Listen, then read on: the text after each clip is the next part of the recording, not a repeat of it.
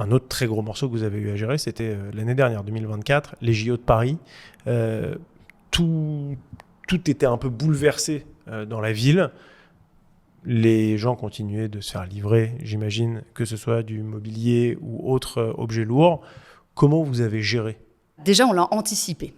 Je pense que c'était ça la clé, parce que on voyait venir l'événement. Tout le monde était assez inquiet Oui. En logistique. Pas qu'en logistique d'ailleurs, mais c'est vrai que Pas sur les qu'en sujets logistique. transport, mobilité, tout le monde était un petit peu paniqué. Oui, parce que les règles du jeu sont arrivées assez tard. Alors, je pense que les pouvoirs publics ont fait beaucoup d'efforts. Ils avaient énormément de choses à gérer en parallèle. Mais c'est vrai qu'on était quand même dans le flou jusqu'à 3-4 mois avant sur certaines choses essentielles, de comment on allait pouvoir livrer, quand, etc.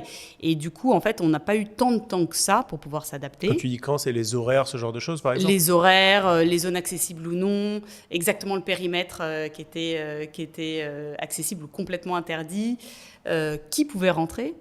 Voilà, c'était un peu flou jusqu'à quelques mois avant, mais une fois que ça s'est éclairci, c'était parfait. Nous, une fois qu'on a les règles du jeu, on s'adapte.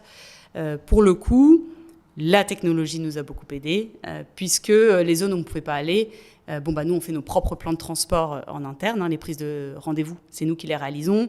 Les ordonnancements, on en parlait tout à l'heure, c'est nous qui les réalisons.